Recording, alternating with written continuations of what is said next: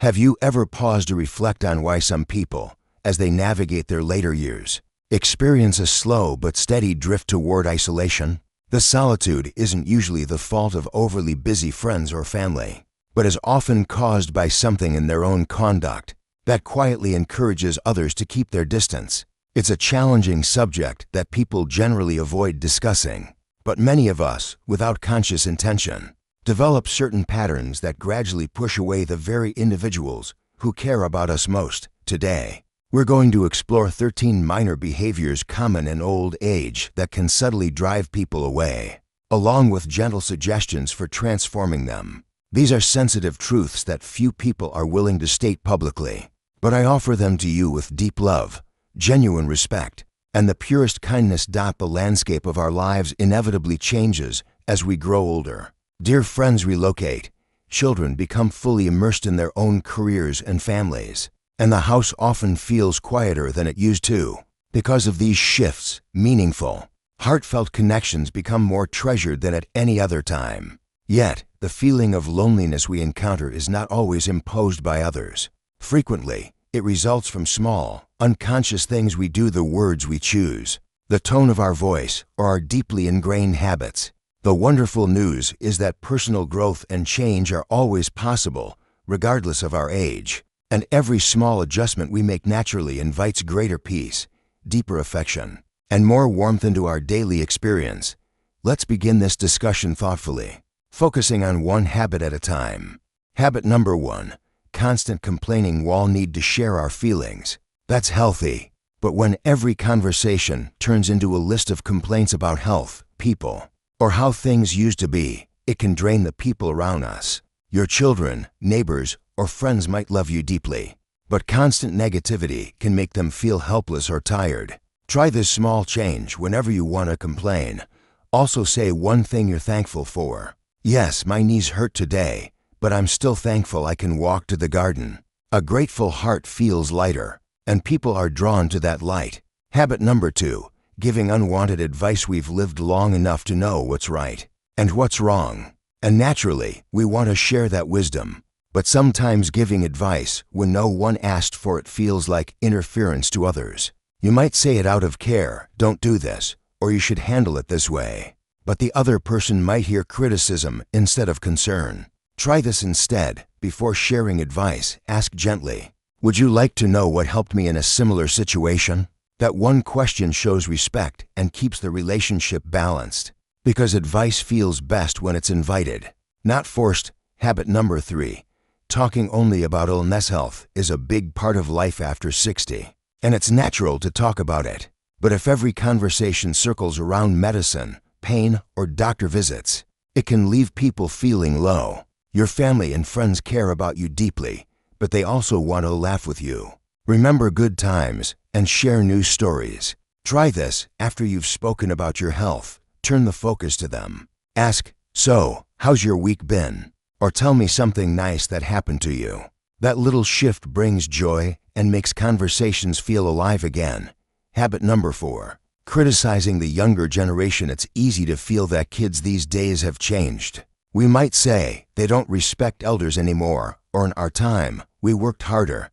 But remember, times have changed, not values. Young people simply express things differently now. When we judge them too quickly, we build walls instead of bridges. Try saying something like, you live in such a different world today. Tell me what it's like for you.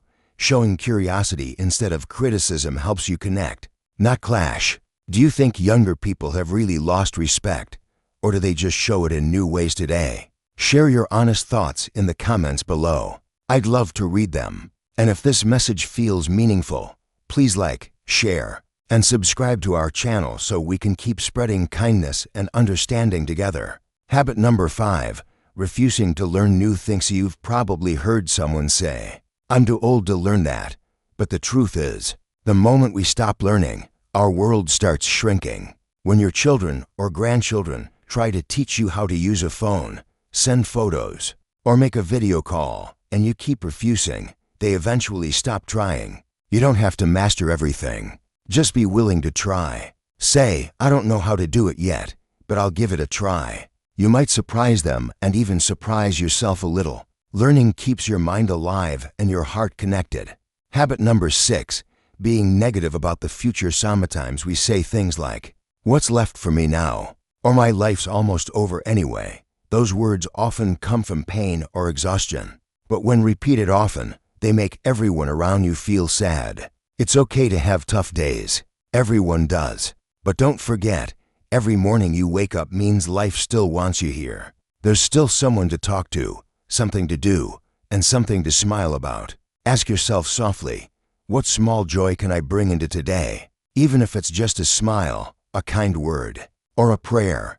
Habit number 7, interrupting conversation. Sometimes we interrupt without realizing it, because we're excited to share or we think we already know what the person will say.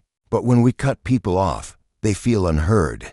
Try this simple practice. When someone's talking, listen fully. When they stop, silently count to 3 before you respond. That short pause shows patience, respect, and calm, and it changes the whole conversation. Good listening always builds deeper love. Habit number 8, holding on to old grudges. We all have memories of being hurt or misunderstood by friends, siblings, or family. But carrying those old grudges is like carrying stones in your heart.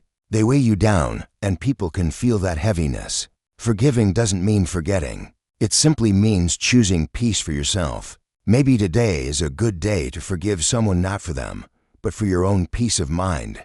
It's one of the kindest gifts you can give yourself. Habit number 9, talking too much about the past. Or memories are treasures. But when every conversation turns into "in my time" or "back in the old days," others might stop feeling connected. Your stories are powerful. Just link them to the present. For example, we used to write letters by hand. Now you send messages in seconds. Isn't that something? It helps people see that your experiences are not just old memories, but lessons that still matter today. Habit number 10, refusing help from others. Many of us say, "No, I can manage," even when we truly need help. It comes from pride and independence, both beautiful qualities. But refusing help also shuts out love. When someone offers help, they're saying, "You matter to me." Accept it with a smile and a simple thank you. It makes them feel useful and keeps your bond strong. Sometimes letting people help you is also a way of helping them feel loved. Habit number 11, talking down to others. Sometimes older people speak in a tone that sounds like teaching or correcting. "I know better." "You'll learn one day," or "That's not how it's done." It usually comes from experience, but it can make others feel small. Try saying, "I used to do it differently. How do you like doing it?" That way, your wisdom comes with warmth instead of authority. Humility adds more weight to your wisdom than any words ever could. Habit number 12, isolating yourself. Loneliness doesn't always come from being forgotten. Sometimes we create it ourselves by withdrawing from people. Maybe you've stopped going to gatherings, or you say, "No one has time for me anymore." But isolation slowly closes the heart. You don't need big crowds, just small connections. Say hello to a neighbor, join a small group, or call an old friend. Even a short conversation can brighten the whole day. Remember, people can't reach you if you close the door first. Habit number 13, losing the joy of living. The saddest thing is when someone stops enjoying life. No laughter, no interest, no light in the eyes. Joy doesn't depend on age. It's found in the smallest things: a good cup of tea, a song from your youth, a quiet sunset, or the sound of children playing. You don't need a perfect life to feel happy. You just need to notice the little blessings that are still there. When you choose joy, people are drawn to you because happiness, like light, naturally spreads warmth. Let's take a gentle breath right now. As you reflect on these patterns, do any feel familiar? If so, please know there is absolutely no judgment here. Having moments where our behaviors aren't perfect is simply part of the human experience. The great advantage of maturity is that we gain the capacity to become more deliberate, patient, and compassionate. It's a wonderful truth that it is never too late to refine the way we live and the depth with which we connect. I encourage you to share in the discussion below. Which of these 13 behaviors feels like the most important one to release first? What specific, tiny step can you commit to taking this week? Your personal pledge of growth could become the exact inspiration someone else needs. My dear friend, the later stages of life are not a final chapter. but a rich new season marked by understanding, inner peace, and a quiet grace. When we consciously release the habits that push others away, we create a generous space for genuinely beautiful experiences, renewed affection, frequent laughter, and profound inner calm. If this exploration resonated with you, please consider hitting the like button, sharing this message, and subscribing to the channel.